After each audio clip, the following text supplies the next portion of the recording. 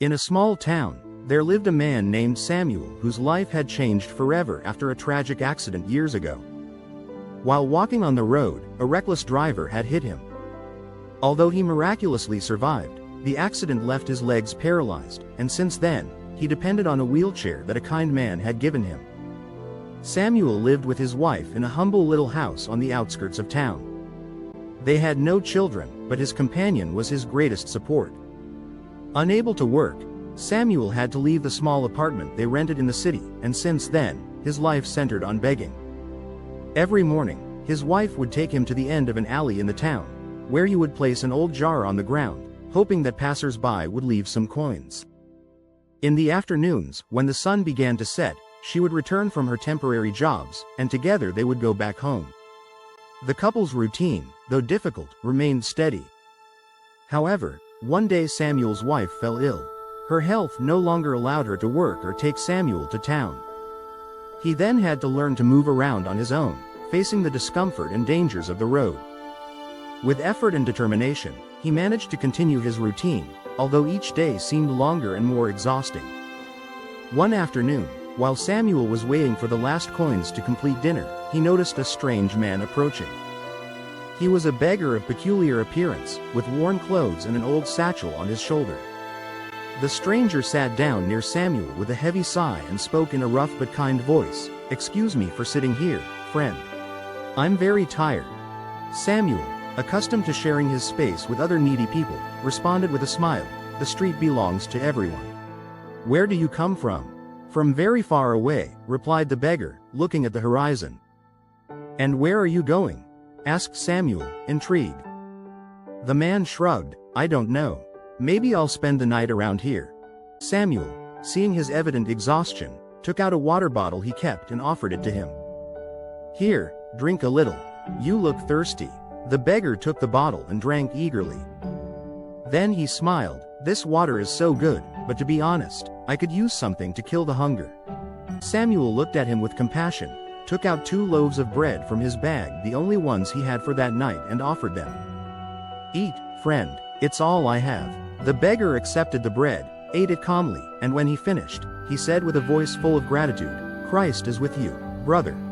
Samuel raised his eyebrows. "Why do you say that?" "Because even though you have little, you shared with me. You say you beg, but you have more kindness in your heart than many who have riches." Samuel smiled humbly.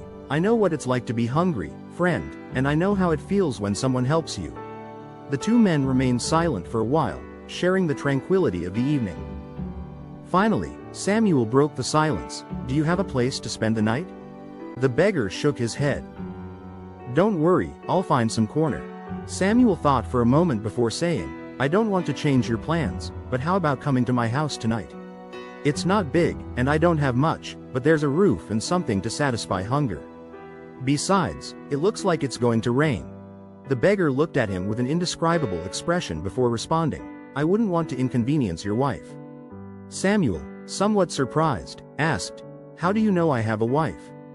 The man smiled and shook his head. "I guessed. Don't mind me." "Well, you guessed right," said Samuel, smiling too. "But don't worry, she's kind and will be happy to receive you." The beggar nodded. "All right, I'll go with you." With the beggar's help, Samuel gathered his things, and they prepared for the journey. The man pushed the wheelchair carefully, and Samuel carried the beggar's satchel on his lap. Noticing what was inside, he asked, "What do you carry here?" "Candles," replied the beggar without giving more details. "What do you need so many candles for?" "To light my nights." Samuel didn't ask more, although he felt curious. During the journey, he decided to share his story. He told him about the accident that had left him in a wheelchair, the difficult years he had gone through, and how his wife had been his greatest support. The beggar listened in silence, but after a while, he asked, "If you could make 2 wishes, what would you choose? To walk again or to have a lot of money?" Samuel reflected for a few moments before answering, "To walk again." "And why not the money?" Samuel sighed, "Because if I could walk, I could work and earn money on my own. Money runs out, but the ability to fend for yourself lasts a lifetime." The beggar nodded as if he agreed. After a while, to break the silence, Samuel said, "Tell me something, friend. A story maybe. The beggar smiled. Do you believe in God and in miracles? Yes, very much. Then I'll tell you a story about Jesus, said the beggar, and began to narrate with a warm and slow voice. The beggar told him about a wedding in Cana where Jesus and his mother Mary were invited. During the celebration, the wine ran out, which worried Mary greatly. She asked Jesus to help, but he initially seemed reluctant. My time has not yet come, Mom, Jesus told her. But Mary, determined to help the newlyweds, instructed the servants to do whatever Jesus ordered them to do. Then Jesus asked them to fill 6 jars with water and then take a cup to the person in charge of the party. To everyone's surprise, the water had turned into wine, and not just any wine, but the best they had ever tasted. This was Jesus' first miracle, concluded the beggar, and it teaches us that we can always give of ourselves to help others. Samuel was thoughtful. It's a good story. Do you have another? The beggar smiled. Of course, but it's better if we keep walking. Night is approaching. The road to Samuel's house was full of stories. While the beggar pushed his wheelchair, Samuel listened attentively to the warm voice of his companion, who always seemed to know what to say at the right moment. When they finished the first story, Samuel asked for another, and the beggar, after a brief pause, continued. Another day, began the beggar. Jesus and his disciples traveled to a land called Samaria, where they stopped at an old water well. While the disciples went to buy food, Jesus stayed alone. Then a Samaritan woman came with a jug in her hands. Samuel, intrigued, interrupted. Why is that important? What's special about that woman? In those times, explained the beggar, Jews and Samaritans didn't get along well. It was strange for them to talk to each other, but Jesus didn't make distinctions. The woman was surprised when Jesus asked her for water. How can you ask me such a thing? Being a Jew and I a Samaritan, she asked. Jesus calmly replied, if you knew who I am, you would ask me for the living water that quenches thirst forever. The woman, confused, asked where she could get that water, and Jesus explained that it wasn't running water, but a symbol of eternal life. The beggar paused for a moment to add, Jesus also revealed secrets of her life, like that she had had 5 husbands and that the man she was living with wasn't her husband. This left the woman speechless because she realized she was in front of someone extraordinary. The woman ran to tell everyone in her city about Jesus, and many people came to meet him. They stayed listening to his teachings for 2 days, and many of those people began to believe in him. Samuel smiled. It's a great story. I like how Jesus sees beyond appearances. That's right, said the beggar. It teaches us that we are all worthy of love and compassion. When they arrived at Samuel's humble house, it was already night. Samuel's wife, seeing the beggar, was surprised, but quickly regained her composure with a warm smile. She sacrificed her only chicken to prepare a stew that they shared among the 3 by the light of a lamp. The beggar continued telling stories, each one more fascinating than the last.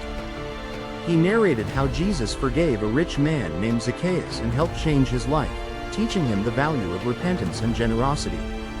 Samuel and his wife listened attentively, enchanted by the beggar's words. At the end of dinner, he told them, maybe tomorrow when you wake up, I'll no longer be here. Don't worry, I must continue my journey. I leave you these candles to light your nights. The couple thanked him and prepared a simple bed for the beggar to rest.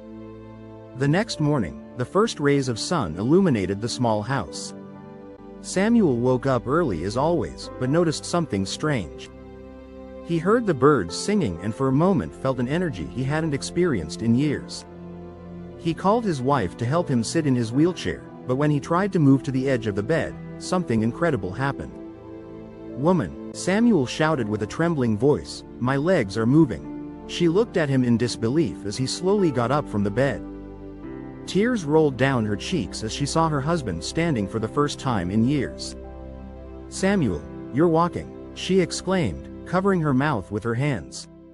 Samuel couldn't contain his emotion.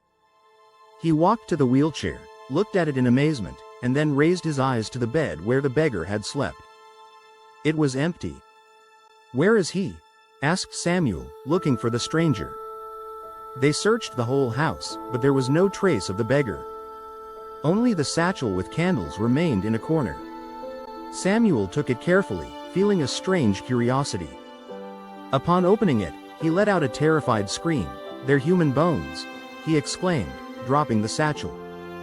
His wife, seeing what it contained, stepped back horrified, but then something changed in her expression. She touched her chest and realized that the discomfort that had plagued her for years had disappeared. Samuel whispered, "Don't you see? This is not the work of an ordinary man. It was Jesus. He was here." Samuel fell to his knees with tears running down his face. "The Lord came to our house. He has blessed us." From that day on, Samuel and his wife's life changed forever. Samuel regained the mobility of his legs and was able to return to work, while his wife recovered her health. They told the whole town what had happened, and whenever someone asked about the beggar, they responded with certainty, he wasn't a common beggar. He was Jesus, the Son of God. The satchel with candles, which at first had caused terror, became a symbol of faith for the couple. They placed it in a special corner of their house as a reminder of that miraculous encounter. Samuel, once dependent on the kindness of others, now dedicated his life to helping others, sharing his story and spreading the beggar's message: to love, forgive, and have faith. The story of Samuel and the beggar reminds us that miracles can happen when we least expect them, and that the people we meet on our path can be much more than they appear. Jesus not only gave Samuel back his legs but also showed him and his wife the transformative power of faith and love.